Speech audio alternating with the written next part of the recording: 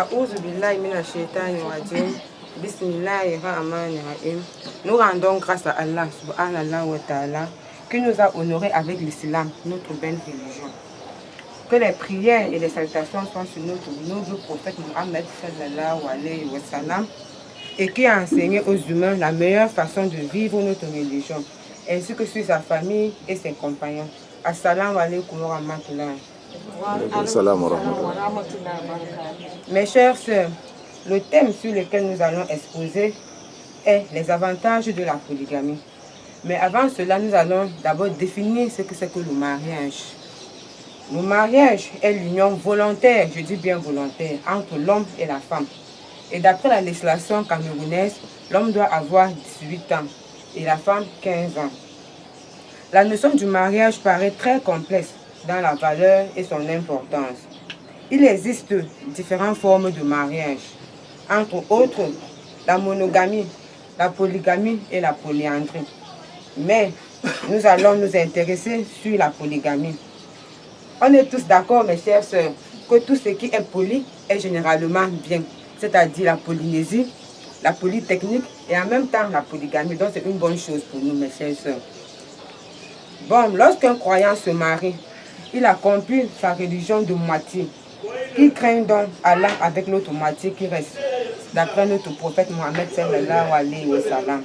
Donc, le mariage est encouragé par tous les musulmans, pour tous les musulmans qui ont atteint l'âge de la maturité physique, psychologique et qui ont les capacités, c'est-à-dire les dispositions de se marier. Donc, c'est une obligation. Maintenant, nous allons entrer dans le vif du sujet, qui sont les avantages.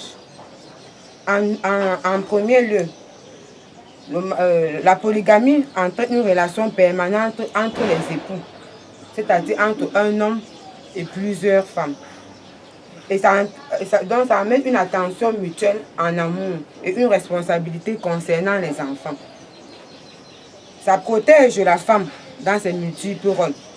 Par exemple, si tu es seul, peut-être que tu es malade, ton mari, il y a certaines choses que tu ne pourras pas faire. Pourtant, si vous êtes nombreuses, vous allez vous entraider. C'est une sécurité pour le mari, afin de lui éviter les comportements et les tentations.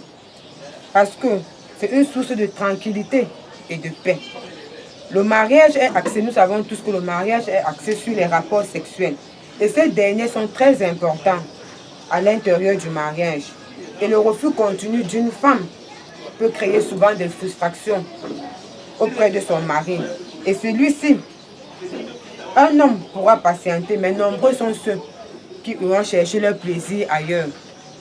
Et la femme qui donne satisfaction à son mari protège ces derniers des turpitudes morales et donne satisfaction à Allah subhanahu wa ta'ala.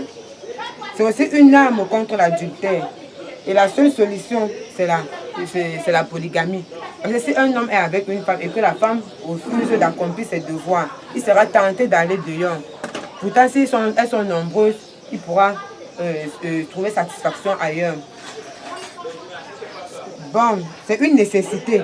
Parce que quand une femme est malade ou bien âgée, l'homme ne parviendra pas à préserver sa chasteté. S'il y a divorce, par exemple, si un homme est avec une femme âgée, s'il divorce cette femme âgée-là, les enfants vont se séparer de leur mère.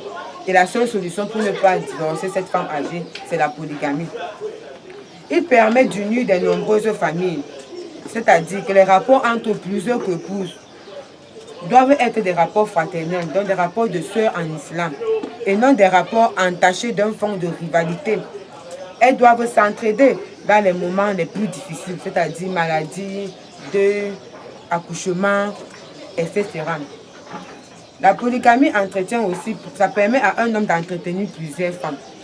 Et ce qui garantit un avenir social. Et ça réduit le déséquilibre économique. Les femmes dans le besoin, pour tout danger social, ça joue aussi, ça réduit la mendicité. Parce que si chaque femme est avec son homme et d'autres femmes ne sont pas mariées, d'autres peuvent être tentées à aller mendier. Et ça permet aussi d'avoir beaucoup d'enfants.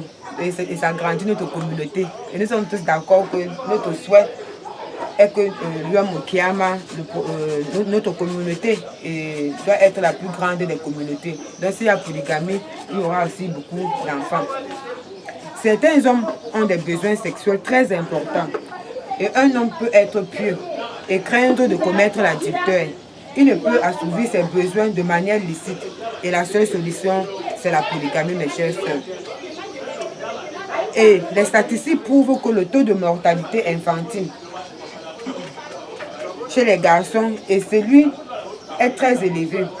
Parce qu'à l'accouchement, on accouche plus de garçons que de filles. Mais les garçons aussi meurent plus tôt que les filles. Et donc, pour dire que, comme ces statistiques sont élevées, il y a plus de femmes que d'hommes. Et la seule solution, c'est la polygamie pour réduire ces statistiques-là. Et nous allons dire que la polygamie résout aussi le problème de célibat féminin. Le fait d'avoir un époux est un droit que toute femme musulmane doit réclamer. Et ça donne aussi un espace de liberté aux femmes et la meilleure répartition des tâches dans le foyer. Par exemple, si tu es seul chez ton mari, tu ne peux pas être en train de préparer, être en train de lui rendre service, être en train de laver les enfants, être en train de faire le ménage en même temps. Pourtant, si vous êtes nombreux, vous repartissez ces tâches-là. L'autre, pendant que l'autre s'occupe de monsieur, on se comprend bien les sœurs. L'autre est en train de faire la cuisine, l'autre est en train de faire le ménage. Donc, ça permet de repartir bien les tâches dans le foyer. Et enfin, nous allons dire que c'est quelque chose qui est autorisé par Allah, mes chers sœurs, afin d'aider la société à trouver la stabilité et de résoudre ses problèmes. Donc Allah ne peut pas autoriser quelque chose et que nous sommes quoi pour refuser ce que Allah a autorisé. En conclusion, nous allons dire que la vie islamique dans un foyer polygame dépend de la manière dont le mari traite ses femmes. Le respect qu'il a vis-à-vis de ses femmes. C'est donc une miséricorde d'Allah qu'il est permis aux êtres humains la polygamie. Nous allons conclure avec cette sourate 2, le verset 2, la sourate 2 du verset 187 où Allah dit que les femmes sont des vêtements pour vous et vous êtes des vêtements pour elles. Ma salama. Salam alaikum.